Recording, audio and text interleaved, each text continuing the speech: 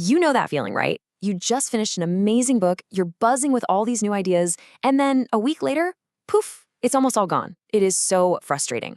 Well, today we're going to tackle that head on. We're diving into the mastery of total recall to help you actually remember everything you read. So let's just get right to the heart of it. Why does this keep happening? You spend hours with a book, you feel like you've learned something huge, and then your brain just seems to hit the delete button. What's going on there? Why do we forget almost everything we read?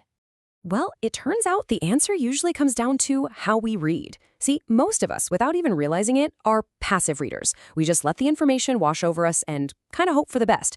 But the goal is to become an active reader, someone who engages with the material, has a system, and reads to truly understand, not just to get to the end. And that brings us to the big idea, the real secret here. The solution is not about magically getting a better memory. It's about having a better process.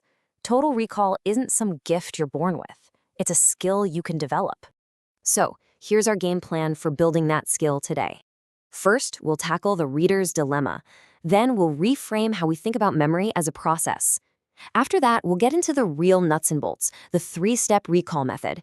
Then we'll talk about making that knowledge stick for the long haul, and finally, we'll put it all together to unlock your total recall. All right, let's kick things off with a huge mindset shift. Memory isn't some storage container in your brain that just gets full. It's an active process. It's not a place, it's an action. It's something you do. And I think this quote just nails it. Memory is not a storage unit you fill, but a muscle you train. Think about that. You wouldn't expect to get stronger by just watching people at the gym, right? You have to actually train. Your memory works the exact same way. It gets stronger with the right exercises. Okay, so if it's a muscle, what are the exercises? This is where it gets really practical. Let's get into the heart of this system, the 3-step recall method. This is a complete game plan for what to do before, during, and, yes, after you read. And you know what? It's beautifully simple. Step 1 is preview. That's where you prime your brain for learning. Step 2 is engage, where you actively interact with what you're reading. And step 3 is review, where you make sure that knowledge sticks. Let's break each one down. So, first up, step 1, preview. Before you even read that first paragraph, warm up your brain. Skim the chapter headings, read the introduction and conclusion first. And here's a killer trick. Turn the title of a chapter into a question. So if the heading is The Rise of Silicon Valley, ask yourself, okay, what caused the rise of Silicon Valley? Doing this creates little mental hooks for the new information to latch onto. Now, for step 2, engage. This is where you go from being a spectator to a participant. As you're reading, you are on a mission. You're hunting for the answers to those questions you just came up with. And please, don't just highlight everything that looks interesting. Highlight with purpose. Even better, take brief notes, and this is the important part, in your own words. That forces your brain to actually process the info, not just recognize it. And listen, your work isn't done when you close the book. Step 3, review, might just be the most important part of all. Right after you finish a chapter, try summarizing the key takeaways out loud. Yeah, just talk to yourself. It's incredibly powerful. Then, and this is crucial, revisit your notes within 24 hours. This is how you fight the forgetting curve, our brain's natural habit of dumping new information really fast. Okay, that 3-step method is your foundation. It's rock solid.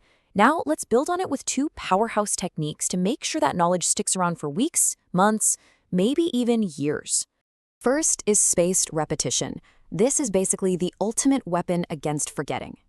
Instead of cramming all at once, you review information at increasing intervals. So you might look at your notes after a day, then again after 3 days, then a week later, and so on. Every time, you're forcing your brain to work a little bit harder to retrieve the memory, which makes that connection so much stronger. And next, we have the Feynman technique, named after the physicist Richard Feynman. Oh, this one is a game changer. It's the ultimate test of whether you really understand something. You just try to explain a concept from the book in the simplest terms possible, like you're talking to a kid. If you get stuck or start using a bunch of jargon, bam, you've just found a gap in your own understanding. It's like a diagnostic tool for your brain.